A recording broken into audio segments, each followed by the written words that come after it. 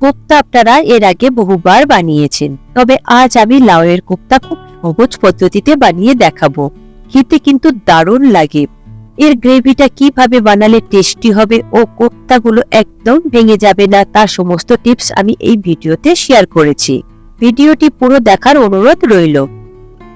নমস্কার বন্ধুরা, কিচেন টেকনিকে আপনাদের সবাইকে স্বাগত। আমি মধুমিতা। আজ নিয়ে এসেছি একটা দারুণ স্বাদের রেসিপি, চলুন দেখে নেওয়া যাক। দেখুন, লাউয়ের কোপ্তার জন্য আমি এখানে বড় সাইজের একটা লাউ নিয়েছি। লাউটা কিন্তু ভীষণই কচি রয়েছে আর ফ্রেশ রয়েছে। লাউটা আমি পুরোটা এখানে করব না, আমি সেটা দেখিয়ে দেব কতটা আমি রান্না করব। লাউটাকে আমি ছুরির সাহায্যে কেটে দু টুকরো করে নেব, তবে আপনারা চাইলে এটা বটি দিয়েও কেটে নিতে পারেন।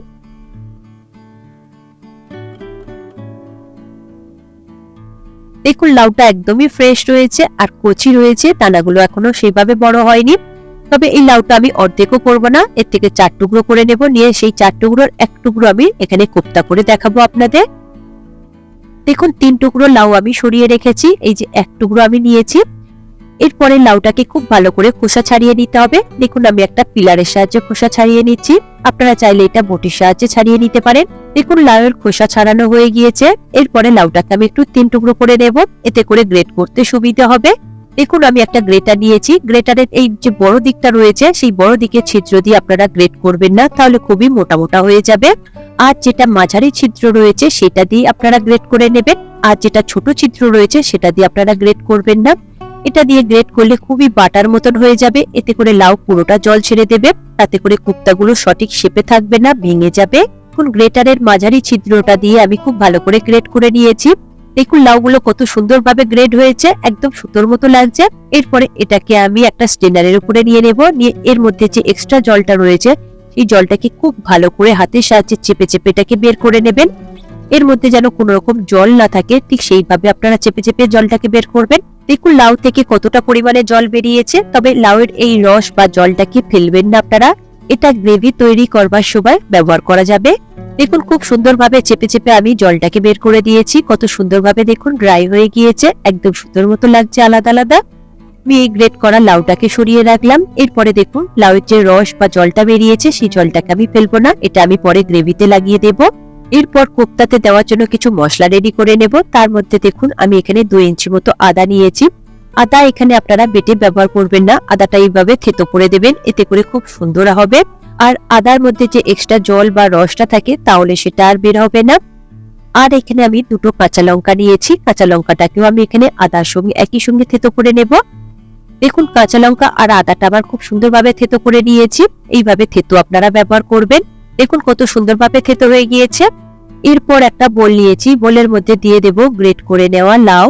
লাউ দেখুন পুরো জলটা বের করে নেওয়াতে কত সুন্দরভাবে ঝরঝরে হয়ে গিয়েছে।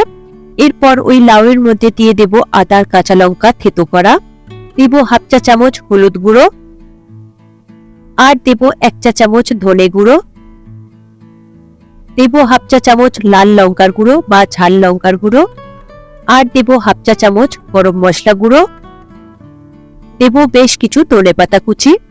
সবকটা উপকরণ দেওয়ার পরে আলতো হাতে খুব ভালোভাবে এটাকে মাখিয়ে নেবেন, তবে এটাকে চেপে চেপে করবেন না, আঙুলের সাহায্যে এইভাবে আলতোভাবে করে নেবেন। চেপে করলে কিন্তু এর মধ্যে থেকে এক্সট্রা জলটা বেরিয়ে যাবে। তবে এই সময় আপনারা একদমই নুন ব্যবহার করবেন না, নুনটা আমি পরে দেখিয়ে দেব কোন সময় আপনারা ব্যবহার করলে একদম সঠিক শেপে থাকবে কোপ্তাগুলো। সমস্ত মশলা খুব ভালোভাবে মাখানো হয়ে গিয়েছে। এরপর এর মধ্যে দিয়ে দেব বেসন। বেসন দেখুন, আমি প্রথমে 3 টেবিল চামচ বেসন দিয়ে দেব, তবে বেসনের পরিমাণটা এখানে খুব বেশি দেবেন না, আমি যেভাবে দিচ্ছি ঠিক সেইভাবে আপনারা দেবেন। দেখুন, 3 টেবিল চামচ আমি প্রথমে বেসন ব্যবহার করেছি, তবে প্রয়োজন হলে পরে আমি ব্যবহার করব। 3 টেবিল চামচ বেসন দেওয়ার পরে খুব ভালো করে আলতো হাতে এটাকে মেখে নেবেন, আঙুলের সাহায্যে এইভাবে চেপে চেপে মাখবেন না, তাহলে কিন্তু এর মধ্যে থেকে জলটা বেরিয়ে যাবে আর কোপ্তাগুলো কিন্তু শেপে আনতে পারবেন না। মাখবার সময় আমার অল্প একটু প্রয়োজন হয়েছে, তাই আরো 1 টেবিল চামচ আমি বেসন দিয়েছি। টোটাল আমি এখানে 4 টেবিল চামচ বেসন ব্যবহার করেছি, এর থেকে বেশি ব্যবহার করবেন না। বেসনের পরিমাণটা বেশি হয়ে গেলে কোপ্তাগুলো কিন্তু শক্ত হয়ে যাবে, খেতে একদমই ভালো লাগবে না। দেখুন, আঙুলের সাহায্যে খুব ভালো করে আমি লাউয়ের সাথে বেসন আর মশলাগুলো মাখানো হয়ে গিয়েছে। এরপর এখান থেকে অর্ধেকটা লাউ আপনারা আলাদা একটা বোলের মধ্যে সরিয়ে রাখবেন, কারণ সমস্ত লাউয়ের মধ্যে যদি আপনারা নুনটা মাখিয়ে দেন তাহলে লাউ খুব তাড়াতাড়ি জল ছেড়ে দেবে আর কোপ্তাগুলো একদম গোল শেপ তৈরি করতে পারবেন না। অর্ধেকটা আমি সরিয়ে রাখলাম আর বাকি অর্ধেকের সাথে আমি স্বাদ অনুযায়ী নুন দিয়ে দেব। নুন দিয়ে খুব তাড়াতাড়ি খুব ভালো করে হাতের সাহায্যে মাখিয়ে নেব। নেওয়ার পরে এটাকে কোপ্তার শেপ তৈরি করে নেব। তবে নুনটাও আপনারা আলতো হাতেই মাখাবেন, চেপে চেপে একদমই করবেন না। দেখুন কোপ্তার শেপ তৈরি করবার জন্য অল্প করে আমি একটু এই লাউ নিয়ে নিলাম, দিয়ে আঙুলের সাহায্যে আলতো করে গোল করে শেপ তৈরি করে নেব। তবে আঙুলের সাহায্যে করবেন, এটাকে মুঠোর মধ্যে চেপে চেপে আপনারা গোলটা করবেন না, তাহলে কিন্তু লাউ থেকে জল ছেড়ে দেবে, যেহেতু এর মধ্যে নুন দেওয়া রয়েছে। একই রকম ভাবে আপনারা সমস্ত কোপ্তা তৈরি করে নেবেন আঙুলের সাহায্যে। দেখুন আমার কোপ্তা তৈরি করা হয়ে গিয়েছে। এরপর এই কোপ্তাগুলোকে ভেজে নিতে হবে। তার জন্য আমি আগে থেকে দেখুন তেল গরম করতে বসিয়ে দিয়েছিলাম। তেলটা মিডিয়াম ফ্লেমে খুব ভালো করে আমি গরম করে নিয়েছি। তেলটা গরম হয়ে গেলে গ্যাসের ফ্লেমটাকে মিডিয়ামেই রেখে দেবেন, দিয়ে কোপ্তাগুলোকে আস্তে আস্তে ছেড়ে দেবেন। তবে খুব বেশি কোপ্তা একসঙ্গে ভাজতে যাবেন না, তাহলে একটার সাথে আরেকটা লেগে ভেঙে যেতে পারে, যেহেতু কোপ্তাগুলো ভীষণই নরম। আর কোপ্তাগুলো দেওয়ার পরে চামচ বা খুন্তির সাহায্যে নাড়াবেন না, কড়াইটাকে ধরে আলতো করে এইভাবে একটু নাড়িয়ে দেবেন, তাহলে দেখবেন কোপ্তাগুলো খুব সুন্দরভাবে চারিদিকে একটু ঘুরে যাবে আর লাল লাল হয়ে যাবে। এতে করে কোপ্তাগুলো খুব সুন্দরভাবে গোল গোল থাকবে, ভেঙেও যাবে না। আপনারা যদি চামচের সাহায্যে এটাকে নাড়াতে যান তাহলে কোপ্তাগুলো কিন্তু ভেঙে যেতে পারে, যেহেতু এটা খুবই নরম রয়েছে। গ্যাসের ফ্লেমটাকে মিডিয়ামে করে কোপ্তাগুলোকে আপনারা লাল লাল করে ভেজে নেবেন। তবে হাইতে দিয়ে ভাজবেন না, তাহলে কোপ্তাগুলো ফেটে যেতে পারে আর ভিতর থেকে কাঁচা রয়ে যেতে পারে আর উপর থেকে খুব তাড়াতাড়ি লাল হয়ে যাবে। দেখুন কোপ্তাগুলো আবার ভাজা হয়ে গিয়েছে। এরপরে তেল থেকে তুলে নিয়ে একটা প্লেটের মধ্যে রেখে দেব। বাকি কোপ্তাগুলোকেও আপনারা একই রকম পদ্ধতিতে ভেজে নেবেন। নুনটাকে দিয়ে তারপরে তাড়াতাড়ি গোল করে নিয়ে ভেজে নেবেন। এরপর নিয়েছি দুটো মিডিয়াম সাইজের পেঁয়াজ। পেঁয়াজটাকে আমি রাফলি কেটে নিয়েছি, যেহেতু এটা আমি মিক্সিং জারের মধ্যে দিয়ে হালকা করে একটু ক্রাশ করে নেব। তবে গ্রেটারের সাহায্যে করবে না, একদমই বাটা হয়ে যাবে। এখন এই পেঁয়াজগুলোকে আমি মিক্সিং জারের মধ্যে দিয়ে দেব আর কয়েক সেকেন্ডের জন্য আপনারা অফ অন করবেন। এতে করে দেখবেন পেঁয়াজগুলো খুব সুন্দরভাবে কুচি কুচি হয়ে যাবে, একটু গোটা গোটা থাকবে আবার একটু বাটা বাটা থাকবে, ঠিক এইরকমই আপনারা করে নেবেন। দেখুন পেঁয়াজটাকে ঠিক এইভাবেই আপনারা মিক্সিং জারের মধ্যে দিয়ে ঘুরিয়ে নেবেন, দেখবেন ঠিক এইরকমই হয়ে যাবে। এরপরে এটাকে আমি একটা বোলের মধ্যে তুলে নেব। এরপর ওই মিক্সিং জারের মধ্যে আমি দিয়ে দেব 2 ইঞ্চি আদা। আদাটাকে আমি ছোট ছোট করে টুকরো করে নিয়েছি। আর দিয়েছি 10-12টা মতন রসুনের কোয়া। সঙ্গে দিয়েছি দুটো বড় সাইজের টমেটো।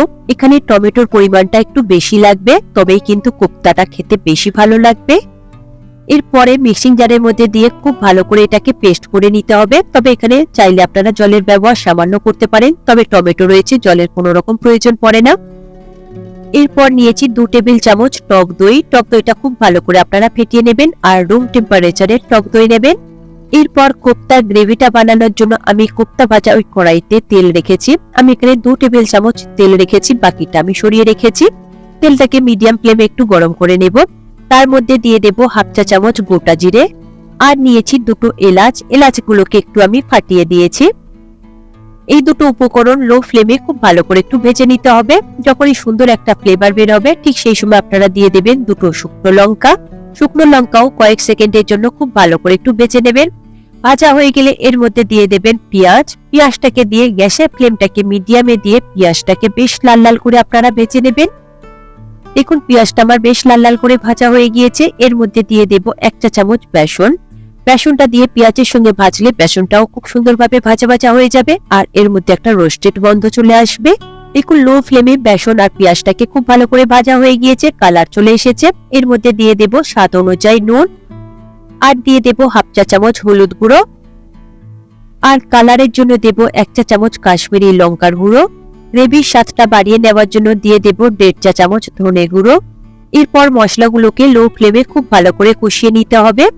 দেখবেন কষানোর সময় মশলা থেকে খুব সুন্দরভাবে তেল ছেড়ে দেবে।